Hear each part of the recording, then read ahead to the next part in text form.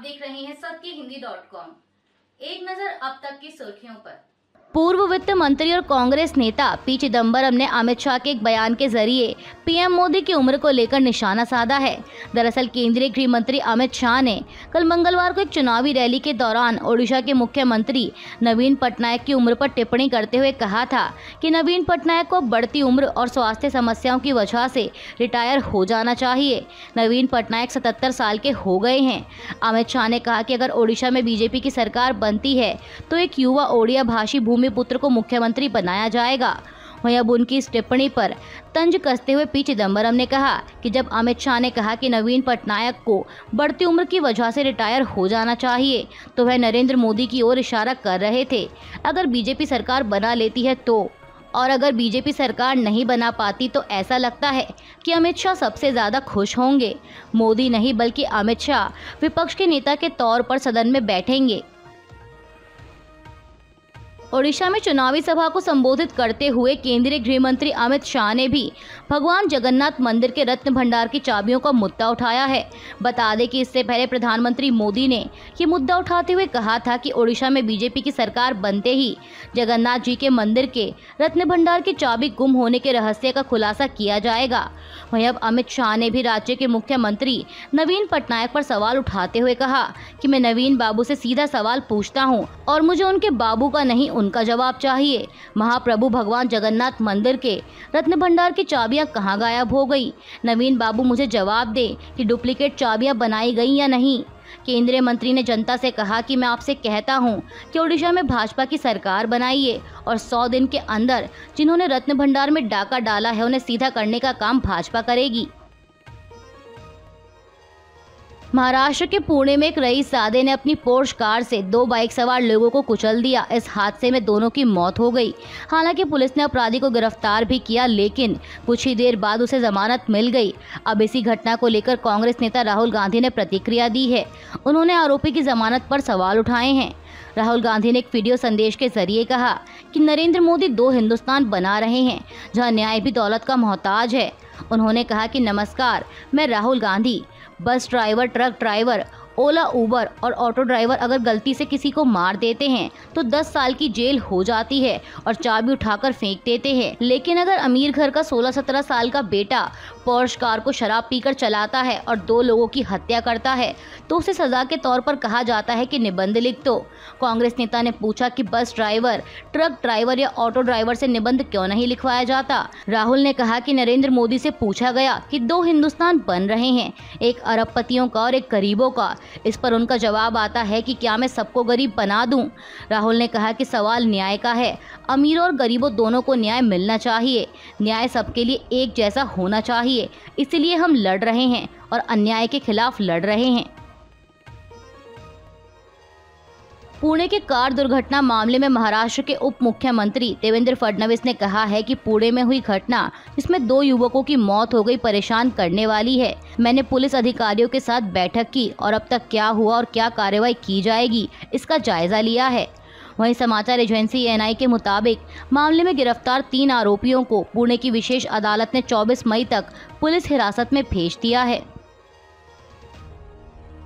राजनीतिक विश्लेषक योगेंद्र यादव ने देश में जारी लोकसभा चुनाव को लेकर बड़ा दावा किया है। उन्होंने कहा कि बीजेपी की 272 सीटें नहीं मिल रही हैं। इस चुनाव में बीजेपी को 50 से ज्यादा सीटों का नुकसान होता दिख रहा है।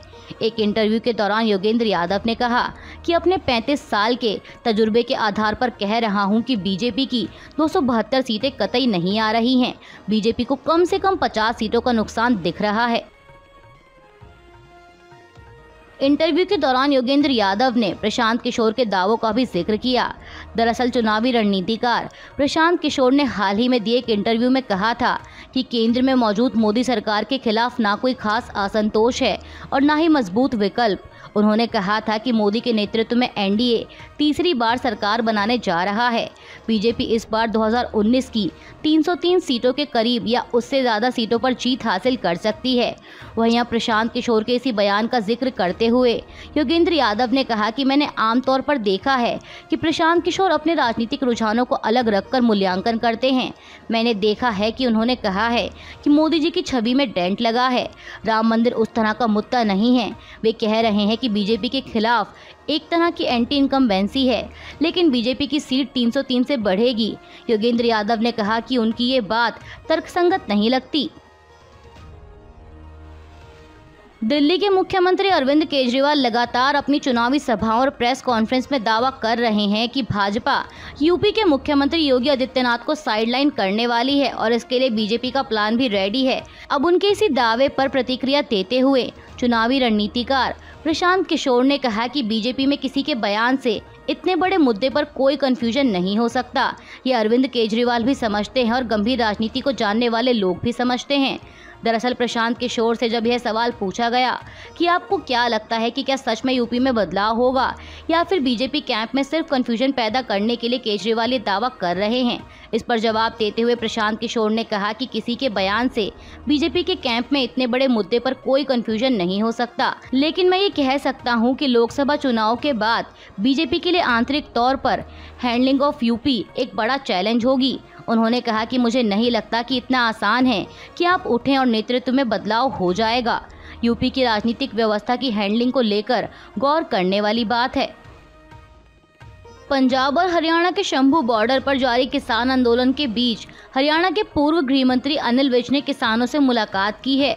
इस दौरान अनिल विज ने किसानों से बात करते हुए कहा कि आंदोलन के दौरान किसानों पर पुलिस के गोली चलाने की घटनाओं की मैं जिम्मेदारी लेता हूं।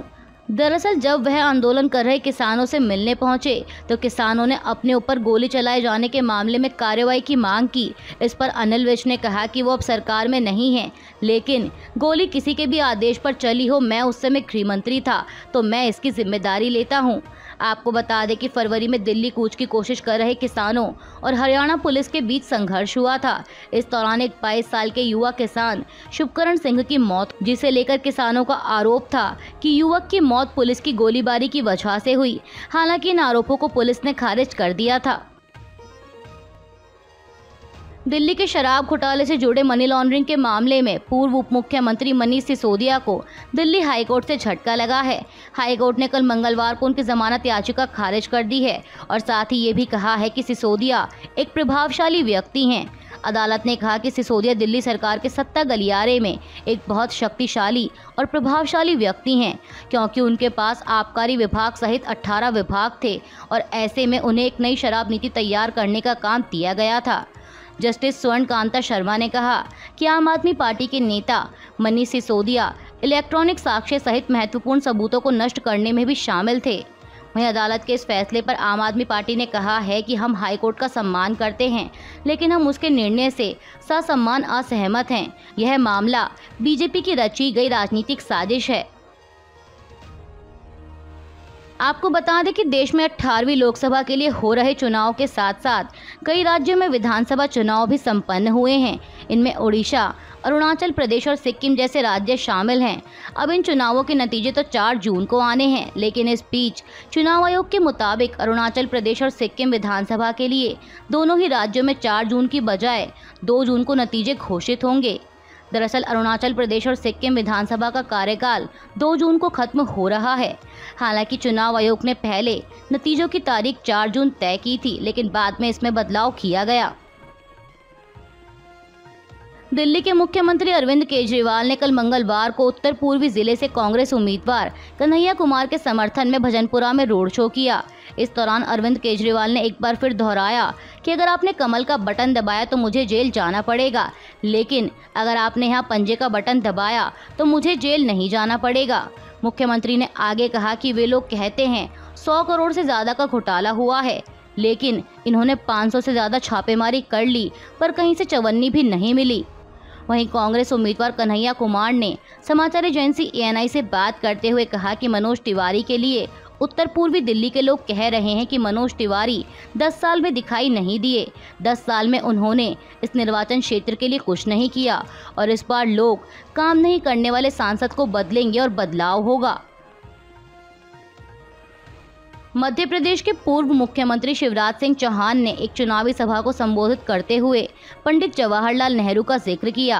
उन्होंने भारत के पीओके वापस लेने वाले मुद्दे पर कहा कि पंडित जवाहरलाल नेहरू ने एक ऐतिहासिक गलती की। हमारे सुरक्षा बल पाकिस्तान के खिलाफ लड़ रहे थे, लेकिन उन्होंने युद्ध बंद कर दिया।